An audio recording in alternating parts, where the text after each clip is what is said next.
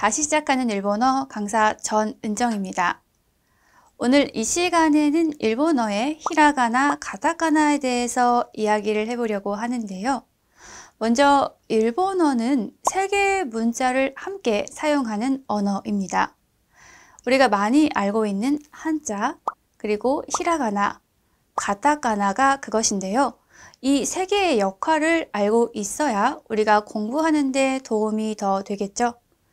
첫 번째로는 한자입니다. 일본어는 한자 공부하다가 포기하게 된다라는 이야기를 많이 들어보셨을 텐데요. 바로 한자가 가진 역할 때문입니다. 한자의 역할은 의미 전달입니다.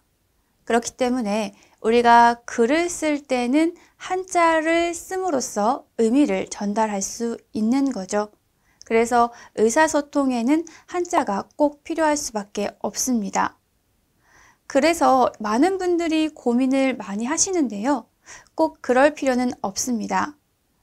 일본어의 경우에는 정규 교육을 받은 사람들이 사전 등을 보지 않고 읽고 쓸 수 있는 한자를 상용 한자라고 합니다. 이 상용 한자가 현재는 2136자인데요. 사실 일본인들도 최근에는 이 한자를 잘 쓰지 못합니다. 왜냐하면 바로 핸드폰과 컴퓨터 때문입니다. 이 핸드폰과 컴퓨터에서 알파벳을 치면 자신이 쓰고 싶은 한자들이 나오기 때문에 거기서 주로 선택을 해서 쓰고 있거든요. 그러니까 여러분들 역시 한자에 대한 부담감을 가지지 않으셔도 됩니다.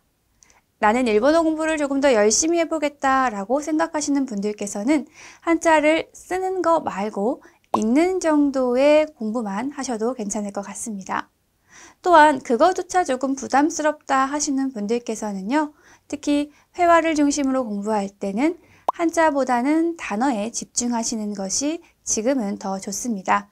회화를 하다 보면 한자는 자연스럽게 익히게 됩니다. 그 다음으로는 우리 히라가나라고 하는데요.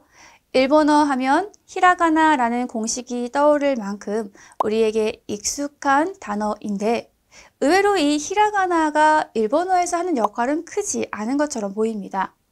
첫 번째로는 조사 역할을 하는데요. 여러분들이 조사를 쓰실 때는 이 히라가나로 표기를 합니다. 그리고 한자의 보조적인 역할을 합니다. 한자의 보조적인 역할이라고 하니까 언뜻 잘 와닿지 않는데요. 일본어 같은 경우에는 한자만 써서 표기하는 경우에도 있지만 한자와 히라가나를 함께 사용하는 경우도 꽤 많습니다. 그래서 한자의 보조적인 역할을 한다라고 이해를 해주시면 될 것 같습니다. 또 한 가지 중요한 역할이 바로 이것인데요. 한자 읽는 방법을 쓸 때 이 히라가나로 표현을 합니다. 일본인들이 상용 한자 2136자를 다 읽고 쓸 줄 안다면서 왜 한자의 읽는 방법을 써줘야 할까요? 네, 일본어의 한자는 읽는 방법이 한 개가 아닌 경우가 많기 때문입니다. 한자에 따라서 조금씩 다르지만 2개 또는 3개의 읽는 방법이 있습니다. 그래서 쓰는 사람이 내가 쓴 글은 이렇게 읽어줬으면 좋겠어 라고 의도를 가진 경우에도 이 히라가나로 읽는 방법을 표현해 주기도 하고요. 또 한 가지 일본인들이 읽고 쓰기에 조금 어려운 한자다 싶을 때도 이 히라가나로 읽는 방법을 표기해 줍니다. 이 표기할 때는 똑같은 히라가나로 쓰지만 후리가나 또는 루비라는 표현을 쓰기도 하는데요. 이것은 외우지 않아도 괜찮습니다. 그냥 여러분 듣고 알아두시는 정도로 충분합니다. 다음은 가타카나인데요. 이 가타카나는 여러분들이 외우기만 하면 만족도가 굉장히 높습니다. 왜인지 그 이유를 지금부터 말씀드리겠습니다. 제가 지금부터 일본어로 이야기를 할 텐데요. 여러분들은 어떤 의미인지 한번 알아맞혀 보시면 좋을 것 같아요. 락키, 스타트, 스타벅스. 어떠세요? 제가 지금 일본어를 말한다고 말했는데 뭔가 알아들을 것 같아요. 그렇죠? 네, 이 가타카나가 바로 외래어를 표기하기 때문입니다. 그래서 우리에게 익숙한 단어들을 표기한 것이 가타카나이기 때문에 우리가 특별히 의미를 외우지 않아도 읽을 줄만 안다면 그 뜻을 이해할 수 있는 거죠. 하지만 한국에 계신 분들께서는 이 가타카나 외우기가 너무 어려워요 라고 말하는 분들도 많습니다. 우리가 일상생활에서 가타카나를 그렇게 볼 수 있는 상황이 아니기 때문인데요. 가타카나 굳이 외우지 않으셔도 괜찮습니다. 저와 함께 이 수업을 진행하면서 가타카나가 나올 때마다 한자 한자 제가 다시 알려드릴 거니까요. 그때마다 눈으로 익히고 소리내서 읽어보시면 좋을 것 같습니다. 다음으로는 의성어, 의태어도 가타카나로 표현을 하는데요.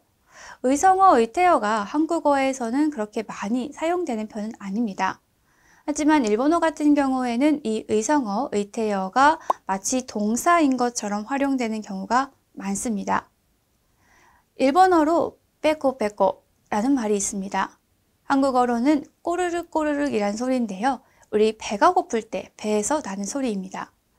한국 사람들이 배가 고플 때 나 꼬르륵 꼬르륵 거려 라고 말하지 않죠. 배고프다는 의미로 그런 표현을 쓰지는 않는데요. 일본인 같은 경우에는 어나가 빼꼬빼꼬 라고 하면 배가 꼬르륵 꼬르륵 이라고 직역할 수 있지만 그 뜻을 의역하면 나 배가 너무 고파 라고 받아들이는 거죠. 그래서 이 의성어, 의태어 굉장히 많이 쓰고요. 이 표현들을 주로 글자로 쓸 때는 가타카나로 표기를 합니다. 다음은 의미 강조인데요. 한국에서는 의미를 강조할 때 괄호나 따옴표를 많이 쓰죠. 일본어에서도 마찬가지이긴 합니다. 하지만 또 한 가지 장치가 있는데요. 그게 바로 가타카나입니다. 원래대로라면 한자나 히라가나로 표기를 해야 하는데 그 문장에서 이 단어를 가타카나로 표기했다라고 한다면 그것은 강조의 의미를 가지고 있다라고 이해하셔도 될 것 같습니다. 다음은 이 히라가나 표를 보도록 하겠습니다. 우리가 이 시간에 히라가나를 하나씩 발음을 연습하지는 않을 겁니다. 그거보다 더 중요한 것들을 알려드리려고 하는데요. 우리 가타카나와 히라가나의 차이를 먼저 말씀드리자면 이 가타카나 표와 히라가나 표는 똑같이 생겼습니다. 그 표를 두 개로 겹쳐 봤을 때 같은 자리에 있는 글자는 모양만 다를 뿐 소리는 같습니다. 그렇기 때문에 여러분 글자 모양만 잘 기억하셔도 좋을 것 같고요. 또 히라가나 같은 경우에는 여러분들이 시간이 조금 걸리더라도 꼭 외워주시기를 바랍니다. 특히 저와 약속을 해주셔야 될 게 있는데요. 여러분들이 발음을 표시할 때 한글로 쓰시는 분들이 처음에는 많이 있습니다. 히라가나가 익숙하지 않기 때문이라는 것도 너무 충분히 이해할 수 있지만 한글로 발음을 표기할 경우에 여러분들이 발음이 나빠질 가능성이 높습니다. 한글로 다양한 글자들을 표현할 수 있다라고는 하지만 아무래도 초금이라던가 장음 같은 것을 한글로 표기하는 거에서는 한계가 있습니다. 그러다 보면 한국어식 일본어 발음이 되어버립니다. 그래서 조금 늦더라도 천천히 하시더라도 꼭 히라가나로 발음을 표시하고 읽는 연습을 해 주셨으면 좋겠습니다. 그러면 이 히라가나 표에서 제가 중요한 이야기들을 해드리도록 하겠습니다. 이 히라가나 표를 잘 보시면 제가 이 표 이외에 윗줄에도 뭔가 써놨고 가로줄에도 뭔가 써놓았습니다. 일본어에서 중요한 개념인데요. 가로줄은 단입니다. 세로줄은 행이라고 하고요. 각각 앞글자를 따서 그 행과 단을 구분합니다. 한번 보도록 할게요. 단부터 보시면 가로로 아카사타 나하마 야라까지가 아단입니다. 그 다음에 이키시치니 히미 니 이 단이 2단입니다. 그 다음 단을 우단, 에단, 오단이라고 합니다.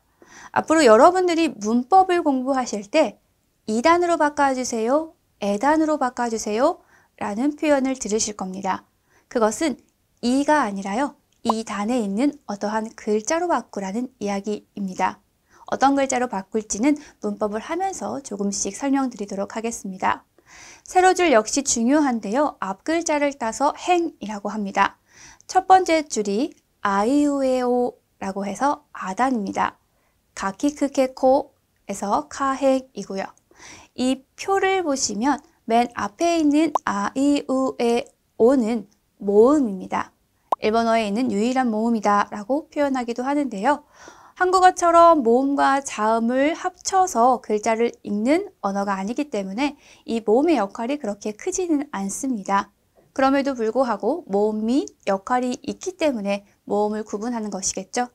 일본어에서 이 모음은 대부분 장음 처리할 때 필요합니다. 그래서 여러분 이걸 외우진 않으셔도 괜찮고요.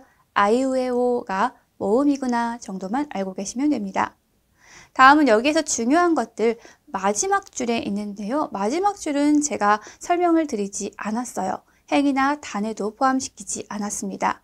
네, 특수한 언어라고 보시면 되는데요. 첫 번째가 와라고 읽습니다. 아와 와 어떨 때는 섞어서 쓰기도 합니다. 또 그 다음 글자는 오라고 읽는데요. 이 오 같은 경우에는 조사 을을이라는 뜻입니다. 나를, 너를, 이것을 할 때 을을입니다. 이것은 조사를 표현할 때만 쓰기 때문에 단어에는 쓰지 않습니다. 다음은 H처럼 생긴 글자인데요. 이것은 이라고 발음을 합니다. 이것은 책에 따라서는 일본어의 유일한 받침이다 라고 표현하는 것도 있는데요. 이것을 받침으로 알고 계시면 발음이 많이 무너집니다. 이건 역시 한 글자를 가지고 있는 한 박을 가진 글자입니다. 여러분 일본어는 한 글자가 하나의 박을 가지고 있다라고 생각하셔야 되거든요. 그래서 한 박자를 가지고 있습니다. 엄연히 한 글자이고요. 절대 받침이 아니라는 점 기억해 주시면 좋겠습니다. 이 히라가나 역시 우리가 이 교재를 통해서 공부하면서 점점 더 익숙해지면 좋을 것 같습니다. 또 발음 역시 제가 수업을 진행하면서 한국인들에게 어려운 발음들은 조금씩 더 자세히 설명드리도록 하겠습니다. 여러분 시간 내서 조금 꾸준히 히라가나 공부하시길 바랄게요. 오늘은 여기까지 하도록 하겠습니다. 다음 시간에 뵙겠습니다.